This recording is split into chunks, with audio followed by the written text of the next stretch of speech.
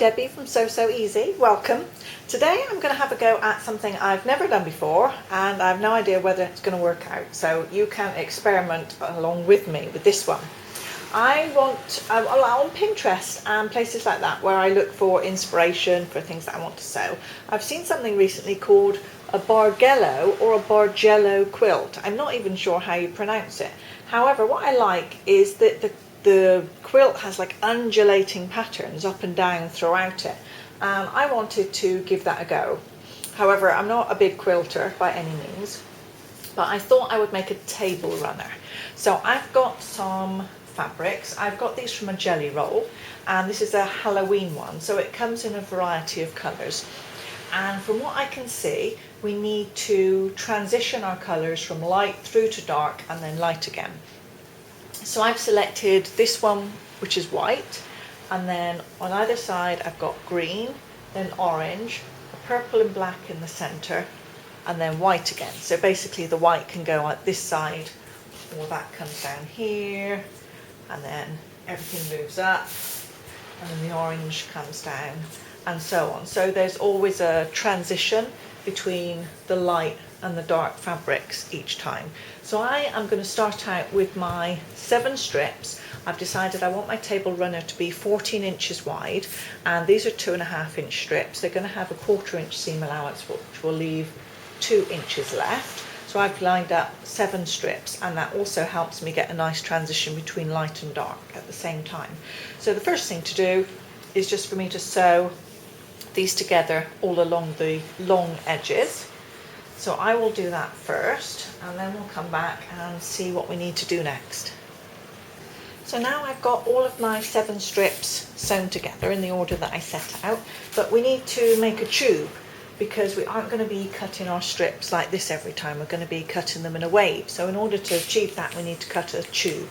So we'll take this long side here, pop it up to the top, match it up with the other piece, and then we'll sew those two together, and then we'll have a tube of fabric, and we'll come back and have a look at how we're going to start cutting this to make our waves. So it's time for us to start cutting our strips. So what I did was I took one of the seams just here, laid this flat along the bottom and smoothed the fabric out, and then just tied it up this end. So we're going to cut varying widths, and the first one I'm going to cut is 2 inches. So I'll just line up my ruler with the grid here. So that's 2. I'm going to put that to one side, and then I'm going to do 1 3/4. That's there.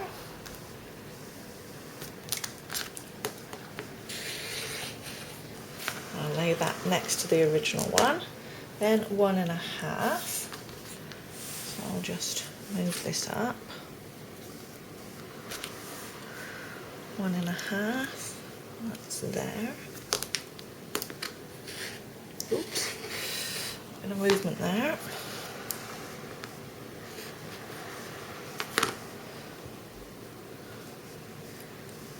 And now 1 1/4.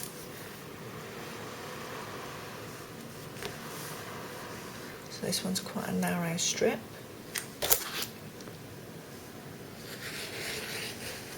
Pop that one up there. Then we're back to 1.5.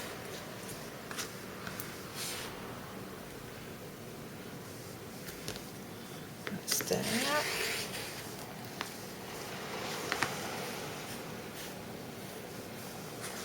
Then 1 3/4.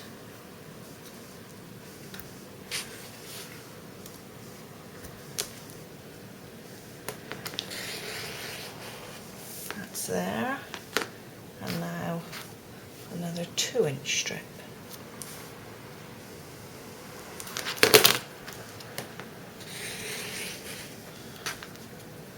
So those 7 strips are going to form the basis for our pattern. So let me put this away for now, and we'll come back and see how those are going to work out. So these are my 7 strips of varying widths, wider on the outside, narrower in the centre here. But as well as cutting them different widths, we need to cut them differently in terms of where the pattern is going to be. Otherwise they'll just look like this when we put them together. So I'm going to start with my central one, and if I just turn that over, I'm going to want this black to be on the top of my pattern. So I am just going to undo that one. I don't know if I'll need my seam ripper or whether I can just pull it open. Let's see. Now it looks as though I'll need to at least do a little bit with the seam ripper. There we go. Okay, so now if I lie that one out, I've got my black up at the top, so let's call this fabric number 1, and now I need to make my pattern undulate on either sides. So when I open this one, I want my black to be in number 2 position, therefore I need to open up where the purple comes, just there.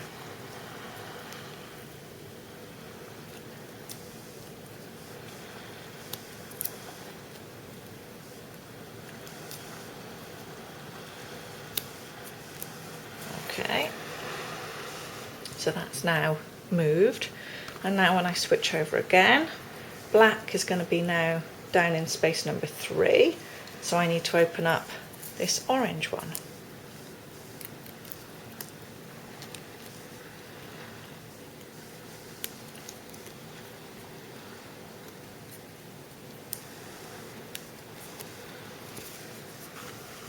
And so on. So you can already see now how the pattern is moving as we go through, and it's going to create hopefully a wave.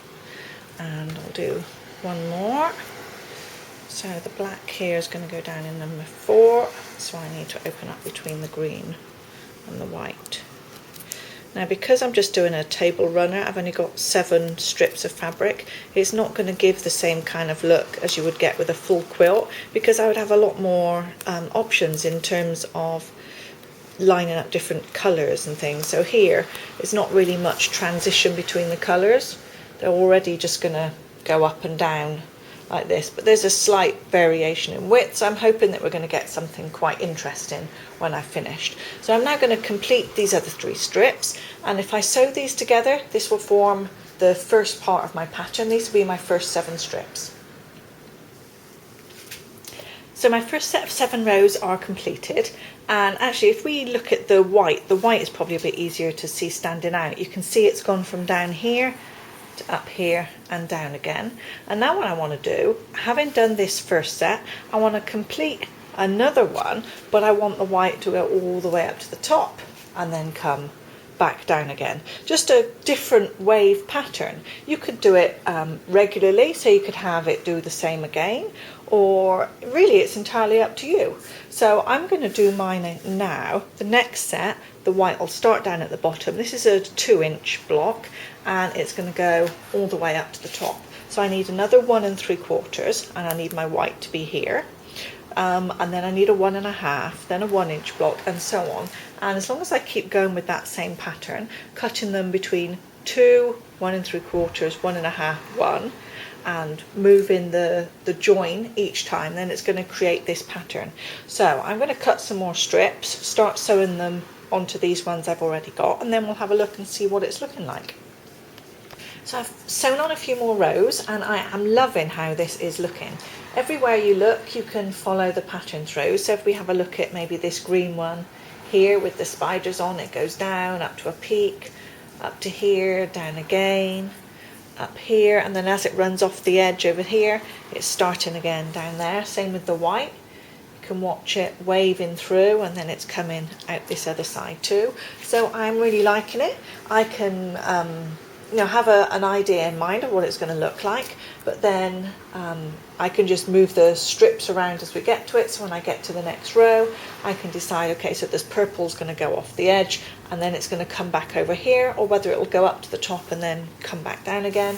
I think it looks excellent for Halloween because it looks kind of scrappy, like typical for your witch's table. So I'm going to carry on with doing a few more rows, and we'll see how it turns out. So the top of my table runner is now completed, and I am loving it. I come from a background of accountancy, and I have a tendency when I sew or when I do any kind of crafts to make things very kind of orderly, level, the same. And so what I like about this is because the strips are different widths, and because the pattern kind of undulates but not the same throughout, it's really different to what I would normally make. So I want to treat this now to a nice quilted background. So I've got my quilt batting just here, and I'm going to turn over the top and just spray it lightly with some quilt basting spray. This is the one I've got from Dritz. Now you're supposed to do this outdoors. It's harmful vapours, etc. However, I live on the ocean. I've got all the windows wide open and at the back, and everything's going to be just fine. I'm just going to give it a light spray.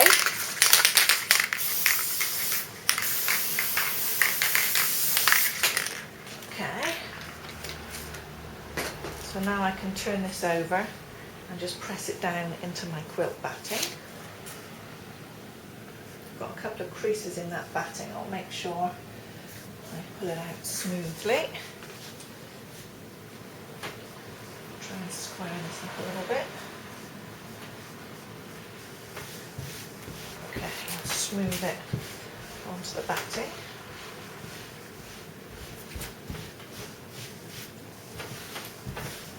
Okay, that's good. Now I can trim around the batting and just get rid of a little bit. Now it might shift a little bit while I'm sewing, so I'm going to leave a good 1.5 inches or something around these edges while I cut. I'm going to use this plain orange cotton for the backing. I just move that out of the way. Throw my cotton down first. A bit more basting spray.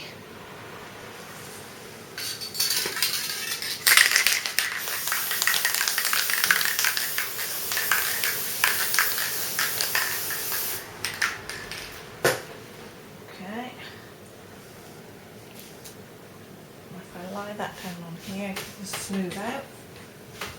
But what I want is for the backing to be nice and smooth, so I'm going to turn it over straight away and make sure that I smooth out the backing. That's looking good. Little crease there, but it's all repositionable.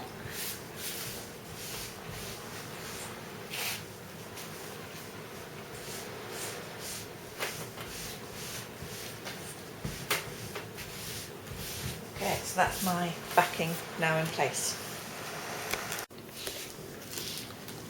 So I've got everything now ready for my quilting, and I've decided I want to do some spiderweb patterns on the back. So I'm just going to sketch them on before I start, and that will help me stay with the kind of size and shape that I want. And I've got these Frixion pens. I don't know if you've ever used these before, but I like to use these on fabric because they iron away. So I can draw anything on here with any of these pens, and they come in a lot of colours, and when it's done I can just iron it, and any lines that I've drawn are going to disappear. So I'm going to start off and just try and freehand a few ideas for what I think spiders' webs look like. I'm not the best of artists, but I think spiders' webs will be absolutely fine. Don't need any special skills for those. And basically when I quilt, I'm just going to lightly draw these lines on, and it's basically a series of straight lines. Actually, I'm not sure that you can see them, so I won't carry on too long with this if you can't see the lines. But the pens are very good for that, and I'm just going to start now just with a plain black thread and make some spider's web quilt patterns on the back of here. So now I've completed the quilting on the back.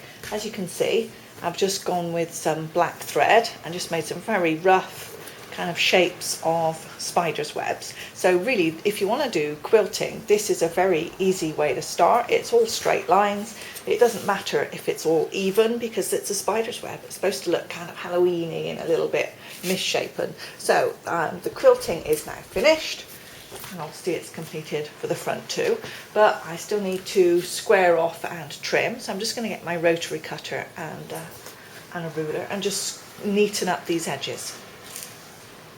I like using these big square quilting rulers because when I'm trying to line things up, get things square, if I put it straight along this edge and cut here, I always know that I've got nice square corners. So this is my last side.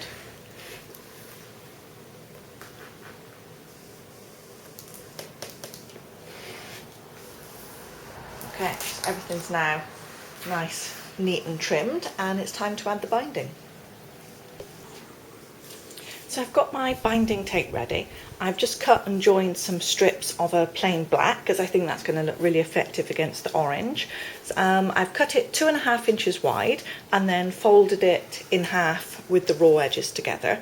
And now I'm just going to sew it around the edge of the quilt. So I'm just going to leave a tail at the start where I'm going to join and a couple of pins to get me started, and I'll sew with a 1/2 inch seam allowance just along this raw edge here, and that will sew the binding to this side of the quilt. And then as I fold over, it'll just fold around the front and I can stitch it to the other side too.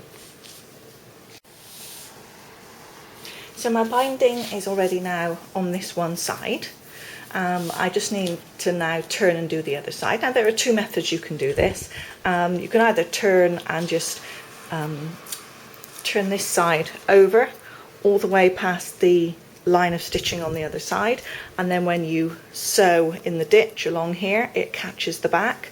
But because mine is going to be reversible, I really want to make sure that I'm going to get a nice finish on both sides. So I'm actually going to take the time on mine just to turn this over and stitch it by hand on the other side. It really won't take very long, but it'll make sure that I get a nice finish.